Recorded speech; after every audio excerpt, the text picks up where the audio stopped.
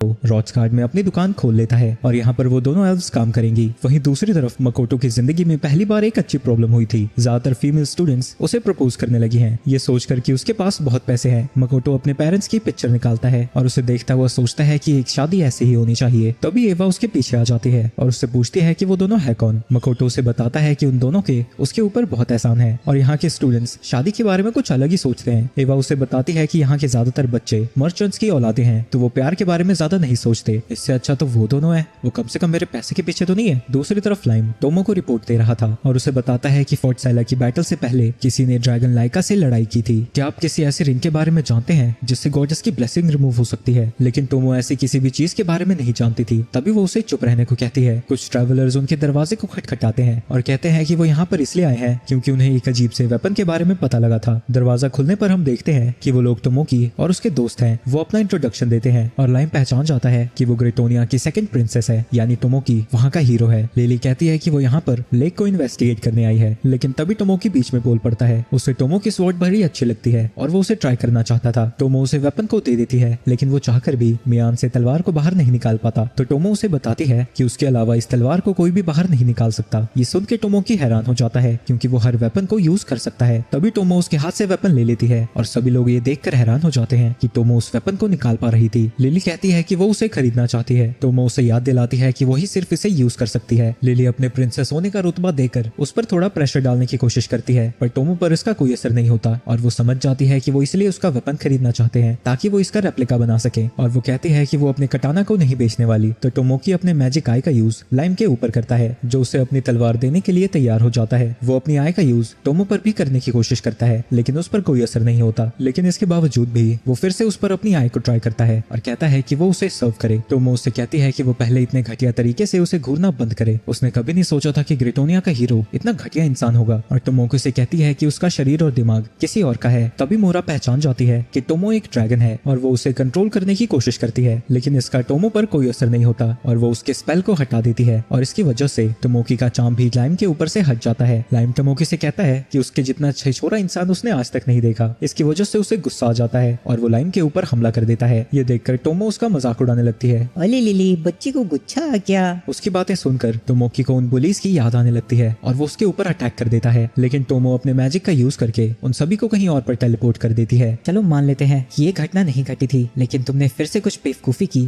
तो मैं तुम्हारे हीरो को मारने से नहीं पीछे हटूंगी। पर क्योंकि टोमो अकेली है जिससे वो चाम नहीं कर पाया, वो उसे पाना चाहता है। लाइम रोता हुआ टोमो से माफी मांगता है क्योंकि उसने खुद ही अपनी तलवार उन्हें दे दी। तो टोमो उससे कहती है कि वो उसका सर्वेंट बन जाए, जिसके लिए लाइम मान जाता है क्योंकि वो फिर से पावरलेस फील नहीं करना चाहता था। दूसरी तरफ मियो सीवीड इकट्ठा कर रही थी, लेकिन तभी हिबिकी का वुल्फ उसके ऊपर हमला कर देता है, जिसकी वजह से उसके कपड़े गीले हो जाते हैं। मियो उसे मारने वाली थी, लेकिन तभी वहाँ पर हिबिकी आ जाती है। मियो उसे भी मारने वाली थी, लेकिन तभी हिबिकी उसके पास आकर उसका हालचाल पूछने लगती है। ये तो खुद से ज्यादा मेरी परवाह कर रही है। मियो अपनी स्पिरिट को वापस बुला लेती है और मियो के पूछने पर बताती है कि एक गार्डियन बीस्ट है और वो भी इसके बारे में ज्यादा कुछ नहीं जानती। वहीं उसकी हरकतों को देखकर उसे लगता है कि वो काफी हद तक मकोटो जैसी है। हिबिकी उसे अपना नाम बताती है और कहती है कि वो उसकी चोटों को ठीक कर देगी, पर मियो उसे बताती है कि उसे जरा भी चोट नहीं आई, बस उसके कपड़े गंदे हो गए और अगर वो कुछ करना ही चाहती है तो वो सीग्रास इकट्ठा करने में उसकी मदद कर सकती है। क्या तुम सीवीड और कैप के बारे में बात कर रही हो? ये सुन के मियो बहुत ज्यादा खुश हो जाती है क्योंकि वो उन दोनों में फर्क बता सकती थी। इसके बाद 2 दिन बीत जाते हैं और हिबिकी उसे बताती है कि वो वेपन खरीदने के लिए सीज जा रही है, पर मियो बस उससे कुकिंग करने के तरीके जानना चाहती थी। मियो सेंस करती है कि एक क्रीचर उन्हीं की तरफ आ रहा है और वो चेक करना चाहती है कि हिबिकी उसको हराने के लायक ताकतवर है या फिर नहीं। वो मॉन्स्टर उनके सामने आ जाता है और मियो साइड से सब कुछ देख रही थी। सबसे पहले वर्डा उसके ऊपर हमला करता है, लेकिन उससे उसकी तलवार ही टूटने लगती है और मियो को लगता है कि वो उतने भी कमजोर नहीं है, बस उनके इक्विपमेंट्स थोड़े गए गुजरे हैं। वर्डा को लगता है कि नेवल के जाने के बाद उसे ही उसकी जगह को लेना होगा और वो बिना सोचे समझे उसके ऊपर हमला कर देता है, पर इसकी वजह से वो घायल हो जाता है और उसकी तलवार भी टूट जाती है। हिबिकी जब उसके खून को देखती है उसे नेवल की याद आने लगती है, जिसकी वजह से वो अपनी जगह से हिल भी नहीं पाती। जिसके बाद वो मियो से मदद मांगती है। मियो कहती है कि ये सारी गलती उन्हीं की है क्योंकि वो अपनी ताकत नहीं जानते। जिसके बाद वो बड़ी आसानी से उस मॉन्स्टर को हरा देती है। मियो उन सभी से कहती है कि वो इस मॉन्स्टर से मटेरियल इकट्ठा करने में उसकी मदद करें, पर वो मॉन्स्टर अभी भी जिंदा था और पीछे से मियो के ऊपर हमला कर देता है। इसकी वजह से मियो का किमोनो फट जाता है, जिससे उसका गुस्सा सीधा 7वें आसमान पर चला जाता है क्योंकि मकोटो ने इस किमोनो में उसकी तारीफ की थी और वो अपने एक ही अटैक से उस मॉन्स्टर के चीथड़े उड़ा देती है, जो देखकर उन सभी की आंखें खुली की खुली रह जाती हैं। लेकिन तभी मियो उन सभी को बेहोश कर देती है और हिबिकी का वुल्फ वुल्फ बाहर आ जाता है। मियो समझ जाती है कि उस वुल्फ को उनकी पिछली फाइट से वो याद है, पर जब वो उसे बताती है कि वो पहले से अलग है और वो उनको कुछ नहीं करेगी तो वो शांत हो जाता है। हिबिकी को अपने रूम में होश आता है और उसके बगल में ही मियो का लेटर था जिसमें उसने बताया था कि वो उन्हें सीज लेकर आई है और जब वो उठे तो कुजुनोहा ट्रेडिंग कंपनी में जरूर जाए। वो उस शॉप में जाते हैं जहाँ वो मियो से मिलते हैं। हिबिकी को लगता है कि कल की हार की वजह से वो उसे सुनाने वाली है, लेकिन मियो बस उससे कुकिंग सीखना चाहती थी। वुडी कहता है कि वो यहाँ पर इसलिए आए थे ताकि वो यहाँ से इक्विपमेंट खरीद कर वेस्टलैंड में ट्रेनिंग कर सके, पर मियो उनसे कहती है कि जितनी उनकी ताकत है वो वहाँ पर कभी सर्वाइव नहीं कर पाएंगे। हिबिकी कहती है कि उन्हें ताकतवर बनना ही होगा, तो बैरन कहता है कि वो उनके लिए वेपन बना देगा, तब तक वो मियो को खाना बनाना सिखा सकती है। मियो को लगता है कि बेहतर इक्विपमेंट काफी नहीं है वहाँ पर सर्वाइव करने के लिए, वैसे भी वो 3 दिन के अंदर ब्रॉथ बनाना कहाँ से सीख पाएगी। तो बैरन कहता है कि वो टो और उसकी पार्टी को भेज सकते हैं ताकि ये लोग सेफ रहें। इसके बाद हिबिकी उसे कुकिंग सिखाना शुरू कर देती है, लेकिन उसकी हालत पहले से जरा भी इम्प्रूव नहीं हुई थी। दूसरी तरफ शिकी मकोटो को बताता है कि टोमो ने उसे डेमी प्लेन में वापस बुलाया है क्योंकि काफी सारी चीजें हैं जो वो उसे रिपोर्ट करना चाहती है। इस समय के दौरान फॉरेस्ट ओगर शॉप को संभाल लेंगे। इसके बाद वो डेमी प्लेन में चला जाता है, लेकिन वहाँ पहुंचते ही मकोटो को बहुत ज्यादा गर्मी लगने लगती है और शिकी उसे बताता है कि डेमी प्लेन में वेदर अचानक से ही बदलने लगा है। वो मकोटो के नए नवेले घर के पास पहुंच जाते हैं जहाँ सभी लोग उसका स्वागत करते हैं। मियो उसके लिए एक डिश लेकर आती है जो कि उसे बहुत टेस्टी लगता है। ये सुन के वो खुश हो जाती है और टोमो मकोटो को बताती है कि यहाँ की ज्यादातर चीजें मियो ने ही बनाई है। तो मकोटो उसकी कुकिंग की तारीफ करता है जो सुन के वो और भी ज्यादा खुश हो जाती है। एमा उसे बताती है कि वो वापस साइट जा रही है जहाँ वो एक एडवेंचरर से कुकिंग सीख रही है। आगे टोमो उसे बताती है कि अपने इन्वेस्टिगेशन के दौरान वो ग्रेटोनिया के हीरो से मिली थी। मकोटो उससे पूछता है कि वो किस तरह का इंसान है, लेकिन टोमो के हिसाब से उससे लीचड इंसान उसने आज तक नहीं देखा। वो अपनी एबिलिटीज को कुछ ज्यादा ही समझता है, न ही उसका अपनी भावनाओं पर कंट्रोल है। शायद डीमंस को हराने के बाद वो बाकी के किंगडम्स के साथ वॉर पर जा सकता है। साथ ही जब उसने प्रिंसेस का दिमाग पढ़ा था उसे फायर आर्म की एक इमेज दिखी थी। मकोटो को लगता है कि फायर आर्म्स मैजिक जितने ताकतवर नहीं है, तो वो कहती है कि वो उसे ठीक नहीं लग रहे थे और वो उन्हें मारना चाहती है, लेकिन मकोटो उससे कहता है कि वो थोड़ा इंतजार करे और देखे वो आगे क्या करते हैं। वहीं शिकी ने रोट्सगार्ड की सारी घटनाओं के बारे में टोमो को बता दिया था और वो उसे चिढ़ाने लगती है क्योंकि वो लड़कियों के बीच पॉपुलर होने लगा है। मकोटो उससे पूछता है कि डेमी प्लेन में इतनी गर्मी है क्यों। टोमो को लगता है कि ऐसा इसलिए हो रहा है क्योंकि वो काफी सारे मिस्ट गेट खोल रहा है। वो उसे बताती है कि मकोटो जहाँ भी गेट को ओपन करता है उस जगह से डेमी प्लेन के वेदर में असर पड़ता है, लेकिन ये सुन के मकोटो कंफ्यूज हो जाता है क्योंकि एकेडमी में वेदर तो ठंडा था। तो टोमो कहती है कि वो इसके बारे में और जांच करेगी। दूसरी तरफ हिबिकी मियो को बताती है कि उसे लिनिया में वापस बुला लिया गया है और भले ही मियो उससे और भी ज्यादा कुकिंग सीखना चाहती थी, लेकिन वो उसकी सिचुएशन को समझती है। वो मियो का शुक्रिया अदा करती है क्योंकि उसके बिना वो वेस्टलैंड में कभी सर्वाइव नहीं कर पाते और वो उससे अपने साथ चलने को कहती है, लेकिन मियो सीधा ही उसे मना कर देती है क्योंकि उसे दुनिया में सिर्फ एक ही इंसान से फर्क पड़ता है और वो है मकोटो। दूसरी तरफ एमा मकोटो को उनके नए प्लांट्स दिखाती है और बताती है कि शिकी के इंस्ट्रक्शंस की वजह से उनकी प्रोडक्शन भी बढ़ गई है। मकोटो एल से मिलने जाता है जो कि उसे मॉन्स्टर का एक टुकड़ा दिखाता है जिससे मियो लड़ रही थी। एल बताता है कि एक ऐसे मॉन्स्टर को बिलोंग करता है जिसने एक विंड स्पिरिट को खा लिया था, जो कि काफी हैरानी की बात है क्योंकि मॉन्स्टर्स यूजुअली ऐसा नहीं करते हैं, तो ऐसा जरूर किसी ने जानबूझकर किया होगा। तभी शिकी कहता है कि ऐसा उसने किया था। मकोटो को मिलने से पहले वो एक एक्सपेरिमेंट कर रहा था। वो मॉन्स्टर्स को जबरदस्ती स्पिरिट्स खिलाता था इस उम्मीद में कि वो भी एक स्पिरिट बन जाएंगे, लेकिन ऐसा कभी भी नहीं हुआ। इसके बाद मकोटो उन स्पीशीज का इंटरव्यू लेने जाता है जिसे टोमो और मियो ने रेकमेंड किया है डेमी प्लेन में बसाने के लिए। मकोटो को ये बड़ा अजीब लगता है क्योंकि वो खुद यहाँ पर आ गए जबकि उन्हें उससे मिलने जाना चाहिए था। ये सुन के अमा भड़क जाती है और उसे याद दिलाती है कि वो यहाँ पर मूव करने वाले हैं, तो उन्हीं का यहाँ पर आना बनता है और ऊपर से उसे अब यहाँ के राजा की तरह बिहेव करना शुरू कर देना चाहिए। सबसे पहले वो विंकिन स्पीशीज से मिलता है। वो मकोटो के सामने उड़ रहे थे, इसकी वजह से अमा भड़क जाती है क्योंकि वो ऊपर से मकोटो को नीचे की तरफ देख रहे थे और वो उन्हें नीचे उतरने को कहती है। इसके बाद हमें पता चलता है कि उनकी स्पीशीज अच्छे फाइटर्स होते हैं, तो वो अपने विलेज को अच्छे से प्रोटेक्ट कर पा रहे थे। वो उससे पूछते हैं कि क्या वो उसे इक्वली ट्रीट करेगा और उनके स्किल्स के हिसाब से उन्हें सूटेबल जॉब मिलेगी, जिसपे मकोटो हाँ कहता है, जो सुन के खुशी के मारे वो दोनों रोने लगते हैं। इसके बाद टोमो की रिकमेंडेड स्पीशीज की बारी थी जिनका नाम गॉर्गोन्स है। मकोटो उनसे कहता है कि वो अपनी आंखों की कट्टियों को हटा सकते हैं, पर वो घबरा रही थी क्योंकि वो जिस चीज को भी देखती है वो पत्थर में बदल जाती है। पर मकोटो उन्हें यकीन दिलाता है कि ना ही उसे कुछ होगा ना ही एमा को, लेकिन वो अभी भी डर रही थी क्योंकि वो मकोटो से जरा भी माना सेंस नहीं कर पा रही है, जो सुन के एमा भड़क जाती है। इसके बाद वो अपनी पट्टियों को हटा लेती है जिसकी वजह से मकोटो की टेबल पत्थर में बदल जाती है। वो कहती है कि उन्हें इससे बहुत परेशानी होती है, इससे उनका खाना भी पत्थर में बदल जाता है। आगे मकोटो को पता लगता है कि उनकी स्पीशीज में सिर्फ फीमेल्स होती हैं और रिप्रोडक्शन के लिए वो दूसरे मेल स्पीशीज के एनर्जी को अब्सॉर्ब करते हैं। वहीं उन लड़कियों को बाकी के यहाँ पर रहने वाली स्पीशीज की फिक्र हो रही थी क्योंकि जो भी उनकी आंखों से पत्थर बनता है वो वापस नॉर्मल नहीं हो सकता। लेकिन मकोटो कहता है कि वो उनके लिए ग्लासेस बनवा देगा जो कि उनके मास्क जैसे ही काम करेंगे और साथ ही जिन्हें वो पत्थर में बदलते हैं उन्हें वापस से नॉर्मल किया जा सकता है, लेकिन वो टेबल फिर से वापस से पत्थर का बन जाता है। तो मकोटो को लगता है कि उसे पेट्रिफिकेशन रेजिस्टेंट भी अप्लाई करना होगा, और जब वो इस बार टेबल को ठीक करता है वो दोबारा पत्थर में नहीं बदलती। ये देखकर वो इमोशनल हो जाती है क्योंकि उन्हें लगा था कि उन्हें हमेशा ही मास्क पहनना पड़ेगा। इसके बाद मियो की रिकमेंडेशन का इंटरव्यू चलता है और इन स्पीशीज का नाम एल एलोमेरा है। वो अपने फॉरेस्ट को छोड़ना चाहते हैं क्योंकि एक राइजू के झुंड को उनके लोकेशन के बारे में पता लग गया है। मकोटो को लगता है कि वो फेरीज हैं, पर वो उसे बताते हैं कि वो फेरीज और स्पिरिट्स के बीच का कुछ है और वो लो लेवल स्पिरिट को कंट्रोल कर सकती हैं। वहीं उन दोनों की हरकतों को देखकर एमा को गुस्सा आ रहा था, पर मकोटो को लगता है कि वो इन्फॉर्मेशन इकट्ठा करने में उनके काम आ सकते हैं और मकोटो उन्हें एक्सेप्ट कर लेता है। लेकिन एमा उसे रोकने लगती है और उसे समझाती है कि वो यहाँ का राजा है, वो ऐसे ही किसी को भी एक्सेप्ट नहीं कर सकता, खासकर ऐसे लोगों को जिनका सर इतना ज्यादा चढ़ा हुआ है। तुम आखिर खुद को समझते क्या हो? तुम तो बस एक सुअर हो। ये सुन के एमा को और भी ज्यादा गुस्सा आ जाता है और वो उन्हें मारने जाने लगती है। तो फिर अभी के लिए सिर्फ 2 स्पीशीज यहाँ रहने के लिए पास हुई हैं। शीकी कहता है कि वो गॉर्गन्स के लिए ग्लासेस बनाने पर काम शुरू कर देगा और टोमो विंकिंस की ट्रेनिंग शुरू करेगी। इसके बाद वहाँ मियो आती है जो कि एक डिश के साथ मेयोनेज भी लेकर आई थी, जो देख के मकोटो को अपने पुरानी दुनिया की याद आने लगती है। इसके बाद डेमी प्लेन में बारिश होना शुरू हो जाती है और टोमो को यकीन हो जाता है कि मकोटो के मिस्ट केज खोलने की वजह से ही यहाँ पर वेदर इतना चेंज हो रहा है। वहीं बदलते मौसम की वजह से इंग्रेडिएंट्स को स्टोर करना मियो के लिए मुश्किल हो रहा है। तो टोमो कहती है कि वो ऐसी जगहों को ढूंढेगी जहाँ हर तरह का वेदर होता है। इसके बाद मकोटो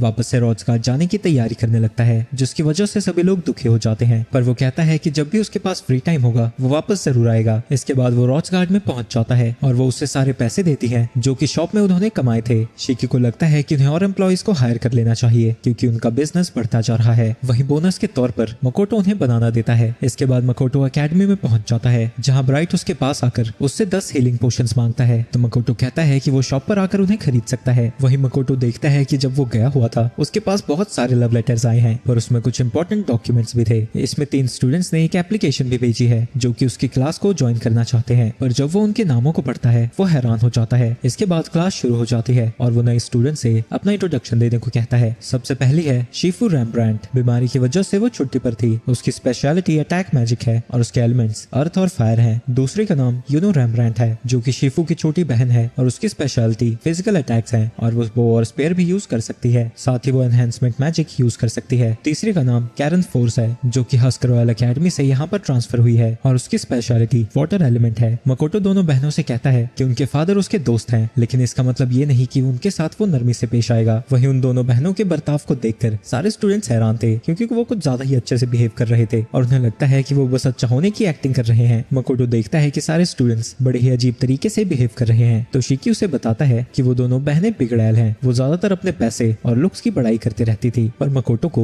वो दोनों वैसी बिल्कुल नहीं लग रही थी। मकोटो नए स्टूडेंट्स को यहीं रहने को कहता है और पुराने स्टूडेंट्स को थोड़ी दूर लेकर जाता है जहाँ वो डेमी प्लेन से एक क्रीचर को समन करता है और उनसे कहता है कि उन्हें इससे लड़ना होगा। उन्होंने कभी भी ऐसे लिजर्ड मैन को नहीं देखा था और वो उससे पूछते हैं कि ये कितना स्ट्रॉन्ग है। मकोटो कहता है कि ये एक सीक्रेट है और इसका नाम मिस्टर ब्लू लिजर्ड है। मकोटो उस लिजर्ड से कहता है कि वो सिर्फ अपनी 20% पावर का ही यूज करे और बाकी स्टूडेंट्स को कहता है कि वो ऐसे लड़े जैसे उनकी जान दांव पर लगी हो। इसके बाद वो नए स्टूडेंट्स के पास जाता है और उनसे कहता है कि वो उनसे लड़ेंगे ताकि वो उनके लड़ने के तरीके को देखकर उन्हें टिप्स दे सके। सबसे पहले यूनो उसके ऊपर हमला करती है, लेकिन उसका एरो उस तक पहुंच नहीं पाता, तो मकोटो उससे कहता है कि वो इसके अंदर माना को इन्फ्यूज करे और अपनी बॉडी को एनहांस करे। शिफू फायर ब्लास्ट से हमला करती है और कैरन आइस से उसको फ्रीज कर देती है, पर इनसे मकोटो पर कोई असर नहीं होता। मकोटो शिफू से कहता है कि वो स्पेल्स को जल्दी कास्ट करने की कोशिश करे। वहीं कैरन को स्पीड को छोड़कर अपनी पावर और ड्यूरेशन पर फोकस करना चाहिए। इसके बाद यूनो फिर से अपनी एरो से उसके ऊपर हमला करती है, लेकिन इससे पहले कि वो उस तक पहुंच सकता मकोटो उसे जला देता है और उससे कहता है कि उसकी फिजिकल एनहांसमेंट और माना इन्फ्यूजन दोनों ही काफी घटिया हैं और वो पावर में कुछ ज्यादा ही फोकस कर रही है, जिसकी वजह से वो ढंग से बो का भी यूज नहीं कर पा रही। जिसके बाद वो तुरंत फिर से उसके ऊपर हमला करने के लिए तैयार हो जाती है। दूसरी तरफ वो सभी स्टूडेंट्स लिजर्ड मैन से बुरी तरह से पिट रहे हैं। वो अपनी तलवार को उनकी तरफ चलाता है और उसका फोर्स इतना ज्यादा था कि वो सभी स्टूडेंट्स दूर उड़ने लगते हैं। इसे वो एक इनकैंटेशन का यूज करता है जिसकी वजह से वो इतनी तेज हवा में भी फ्रीली मूव कर पाते हैं और अबेलिया इस मौके का यूज करके एक फायर एरो से उसके ऊपर हमला कर देती है। वो उसके अटैक को डॉज कर लेता है, लेकिन जब वो हवा में था जिन पीछे से उसके ऊपर अटैक कर देता है, लेकिन लिजर्ड मैन उसे उड़ता हुआ दूर फेंक देता है और वो सब के सब बहुत बुरी तरह से हार जाते हैं। मकोटो उन सभी से कहता है कि उन्हें एक रिपोर्ट सबमिट करनी होगी जिसमें वो उसे बताएंगे कि उन्हें कहां पर इंप्रूव करना है और वो कैरन से कहता है कि वो उसके साथ चले। वहीं सभी स्टूडेंट्स डिप्रेस हो रखे थे। मकोटो कैरन से कहता है कि एक स्टूडेंट के हिसाब से उसकी ताकत बहुत ज्यादा है। वो उसे बताती है कि अपने किंगडम में वो एक मिलिट्री मेज थी।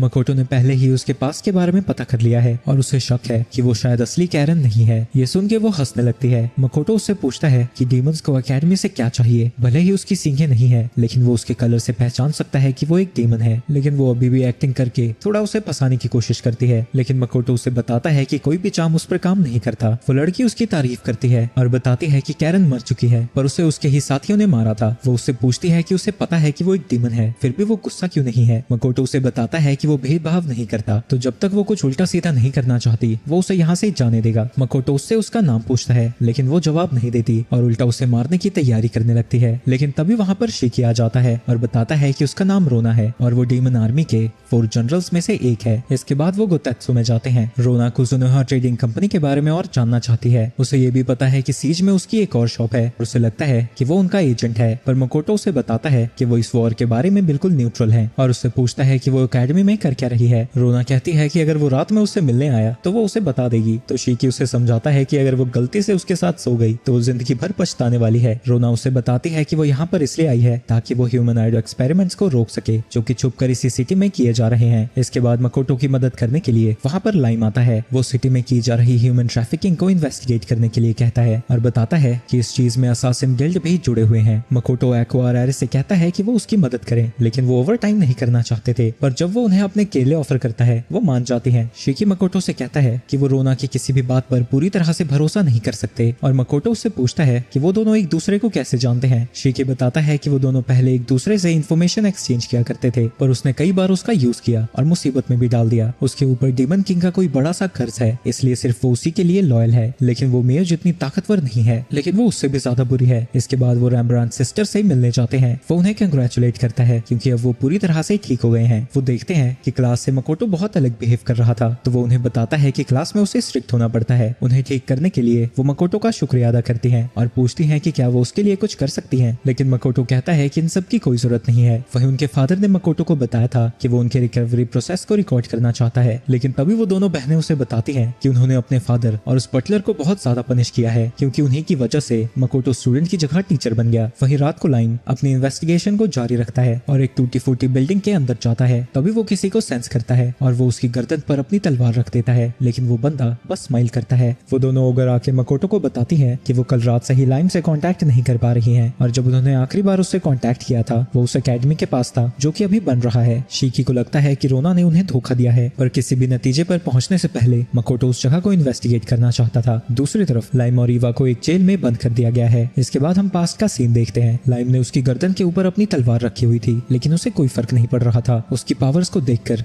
लाइम मकोटो को कांटेक्ट करने की कोशिश करता है, लेकिन वो अपनी रिंग का यूज करके उसकी टेलीपैथी को ब्लॉक कर देता है। वो जब अपनी तलवार से उसके ऊपर अटैक करता है उसका कुछ भी नहीं बिगड़ता और वो अपने हल्के हाथ से ही उसे उड़ता हुआ दूर भेज देता है। इसके बाद वो वहाँ से चला जाता है। तभी एवा वहाँ पर आकर लाइम की मदद करती है, लेकिन तभी वहाँ पर कुछ लोग आ जाते हैं और उन दोनों को ही पकड़ लेते हैं। लाइम उसे बताता है कि वो मकोटो की कंपनी के लिए काम करता है और उससे पूछता है कि क्या वो यहाँ से भागना चाहती है, लेकिन एवा उसे बताती है कि जिन लोगों ने उसे पकड़ा है वो एक पावरफुल ऑर्गेनाइजेशन के लिए काम करते हैं और उनके कनेक्शंस एकेडमी तक हैं, तो अगर वो यहाँ से निकल भी जाती है तब भी कोई फर्क नहीं पड़ेगा। वैसे भी वो उस बंदे से तो पहले ही हार चुका है, तुम्हें फिक्र करने की कोई जरूरत नहीं है। वो बंदा अभी यहाँ पर नहीं है, फाइट के दौरान मैंने उसे मार्क कर दिया था, तो मैं उसकी लोकेशन को ट्रैक कर सकता हूँ। ईवा कहती है कि अगर उसने यहाँ से उसे निकाल दिया तो वो उसे काफी वैल्यूएबल इन्फॉर्मेशन देगी और अगर वो इस ऑर्गेनाइजेशन को हरा देते हैं तो वो उसे और भी रिवॉर्ड देगी। लाइम अपने छुपे हुए वेपन को बाहर निकालता है और उसकी मदद से जेल से ही बाहर आ जाता है, लेकिन जब वो वहाँ से निकलते हैं वो अपने सामने एक्सपेरिमेंट्स को देखते हैं जिसे ह्यूमंस और डेमी ह्यूमंस के ऊपर किया जा रहा है। ईवा को लगता है कि वो कॉम्बैट और मैजिकल एबिलिटीज को इंक्रीज करना चाहते हैं। वहीं लाइम उन सभी एक्सपेरिमेंट्स को मारना चाहता है ताकि वो और तकलीफ में ना जिए। दूसरी तरफ शिकी और मकोटो उसी जगह पर हैं जहां से लाइम गायब हुआ था। शिकी वहां पर एक ड्रैगन के प्रेजेंस को सेंस कर रहा था। मकोटो को लगता है कि शायद वो सोफिया और लांसर होंगे, जो सुन के शिकी एक्साइटेड हो जाता है क्योंकि अब वो मकोटो का बदला ले सकता था। लेकिन तभी वहां पर लाइम आ जाता है जिसकी वजह से वो दुखी हो जाता है क्योंकि बेचारे को उनसे लड़ने का मौका भी नहीं मिला। वहीं लाइम के साथ ईवा को देखकर मकोटो हैरान हो जाता है। इसके बाद लाइम उसे उसी इंसिडेंट की एक डिटेल्ड रिपोर्ट देता है और जिस बंदे ने लाइम को हराया है वो उसके बारे में और जानना चाहता था। मकोटो शिकी से कहता है कि वो रोना से मिले और उन लोगों के बारे में पता लगाए जो कि इस ऑर्गेनाइजेशन की मदद कर रहे हैं। वहीं उनकी डील के हिसाब से ईवा उन्हें इंपॉर्टेंट इन्फॉर्मेशन देने लगती है। वो कहती है कि जिन लोगों की पिक्चर्स को वो उस दिन देख रहा था वो उन दोनों को जानती है। ईवा बताती है कि वो आदमी एक नोबल था और वो औरत एक हाई रैंकिंग प्रीस्टेस। उनकी शादी कैलेनियन में होने वाली थी, लेकिन उन्हें बिना शादी किए जबरदस्ती किंगडम से बाहर निकाल दिया गया, जिसके उसके बाद ही वो यहाँ से गायब हो गए। लेकिन वो ये नहीं जानती कि उन्हें जबरदस्ती वहाँ से बाहर क्यों निकाला गया, क्योंकि जब 10 साल पहले डीमंस ने वहाँ पर हमला किया था सारे रिकॉर्ड्स गायब हो गए। मकोटो उससे पूछता है कि वो उन दोनों के बारे में कैसे जानती है, तो वो बताती है कि वो भी उसी नेशन से बिलोंग करती है और जब वहाँ पर जंग छिड़ी थी सिर्फ वो और लूरिया ही वहाँ से बचकर बाहर निकल पाए थे। लेकिन लोग उन्हें कार बुलाने लगे क्योंकि वो अपने ही नेशन को छोड़कर भाग गए थे। इसी की वजह से वो अपनी फैमिली के बारे में बात भी नहीं कर सकते और लगातार उन्हें परेशान किया जाता है। एक बार तो उन्होंने अपनी ही जिंदगी लेने का सोच भी लिया था, पर इससे कुछ भी सॉल्व नहीं होता, तो उन्होंने डिसाइड किया कि वो अपनी फैमिली के खोई हुई जमीनों को वापस लेंगे और इसीलिए उसने उस ऑर्गेनाइजेशन से कांटेक्ट किया इस उम्मीद में कि उनकी मदद से वो अपने गोल को पूरा कर पाएगी। वो ऑर्गेनाइजेशन गॉडेस के खिलाफ है और अपनी टेक्नोलॉजी की वजह से उनकी ताकत भी बहुत ज्यादा है। लेकिन इसी दौरान वो लाइम के साथ पकड़ी गई। मकोटो उस ऑर्गेनाइजेशन की ताकत के बारे में सोच रहा था और उसे लगता है कि शायद वो भी वॉर में हिस्सा ले सकते हैं, लेकिन तभी वो आसपास किसी को सेंस करता है और लाइम उसे बताता है कि जिसने उसे हराया था वो यहीं आ रहा है। मकोटो लाइम से कहता है कि वो शिकी को बुलाए, लेकिन लाइम खुद उससे लड़ना चाहता था। तभी वहाँ पर मियो और टोमो आ जाते हैं और वो भी लाइम से कहते हैं कि उसे पीछे रहना चाहिए। वो बंदा वहाँ पर पहुंच जाता है और उन्हें बताता है कि वो एडवेंचरर्स गिल्ड का गिल्ड मास्टर है। वो लाइम के साथ की गई हरकतों के लिए उनसे माफी मांगता है, जो सुन के वो सभी हैरान हो जाते हैं। वो उसे चाय देते हैं लेकिन वो फ्रूट्स मांगने लगता है, जिसकी वजह से मियो को गुस्सा आ जाता है। लेकिन मकोटो के कहने पर वो फ्रूट्स लेने चली जाती है। मकोटो उससे पूछता है कि वो यहाँ पर क्या कर रहा है, लेकिन सीधा सीधा जवाब देने की जगह वो उल्टी पुल्टी बातें करने लगता है। इसकी वजह से टोमो परेशान होकर मकोटो को बताती है कि ये एक ग्रेटर ड्रैगन है और इसका नाम लूटो है। बात करते करते वो मकोटो के पास पहुंच जाता है। तभी टोमो अपनी तलवार निकाल देती है और उससे पूछती है कि वो आदमी कब बना। लूटो बताता है कि करीब 300 साल पहले औरत बने बने वो बोर हो चुका था। तभी वो मकोटो के पास जाता है और उसे सिड्यूस करने की कोशिश करने लगता है। वो उससे कहता है कि वो उसे लड़के पसंद हो या लड़कियां, वो दोनों में ही ट्रांसफॉर्म हो सकता है, पर इसकी वजह से टोमो और मियो उससे लड़ने के लिए तैयार हो जाती है। लूटो उन्हें समझाता है कि वो एडवेंचरर्स गिल्ड के बारे में बस बात करने आया था। दूसरी तरफ रोना उनकी इन्वेस्टिगेशन में मदद करने के लिए तैयार हो जाती है और उसे बताती है कि उसने पहले ही अपना ओरिजिनल गोल पूरा कर लिया है और वो मकोटो की असली पावर को देखना चाहती है। लूटो मकोटो को बताता है कि उसने 1000 साल पहले गिल्ड को बनाया था इस उम्मीद में कि धीरे धीरे ये पूरी दुनिया में फैलकर प्रॉब्लम्स को सॉल्व करने में मदद करेगा। उसी ने कार्ड्स भी बनवाने शुरू किए जो कि एडवेंचरर्स के लेवल दिखाएगा और ये आइडिया मकोटो की दुनिया के गेम से आया था और ये सब कुछ उसके मास्टर ने बताया था। तो वो उससे पूछती है कि उसने ऐसा सिस्टम क्यों बनाया। लूटो कहता है कि गॉडेस की ब्लेसिंग के साथ ह्यूमंस का सर काफी ज्यादा चढ़ने लगा था, पर गिल्ड्स में लेवल रखने की वजह से सभी लोग टॉप पर पहुंचना चाहते हैं और इसकी वजह से अपने ही डिजायर के बोझ के तले दबकर मर जाते हैं। यानी गिल्ड खुद ब खुद लोगों की पॉपुलेशन को कंट्रोल में रखता है। गिल्ड में हाईएस्ट लेवल 65,535 है। ये सुन के मकोटो हैरान हो जाता है क्योंकि ऐसा पुरानी गेम्स में हुआ करता था, क्योंकि 16 बिट प्रोग्रामिंग में वो सबसे हाईएस्ट नंबर है। मकोटो उससे पूछता है जब उसका मास्टर 1000 साल पहले आया था तब उसे गेम्स के बारे में कैसे पता था। लूटो उसे बताता है कि दोनों दुनिया में टाइम अलग तरीके से फ्लो करता है। मकोटो उससे पूछता है कि उसकी अपनी दुनिया में वापस जाने के कितने चांसेस हैं। लूटो उससे कहता है कि उसके करंट माना लेवल के हिसाब से उसकी अपनी दुनिया में जाने का चांस 1 in 10 मिलियन है। इसके बाद लूटो वहाँ से जाने लगता है और उसे बाहर छोड़ने के लिए टोमो भी जाती है। क्या ये सच है? मकोटो की दुनिया के ह्यूमन सिर्फ 100 साल जीते हैं। 100 साल की उम्र तक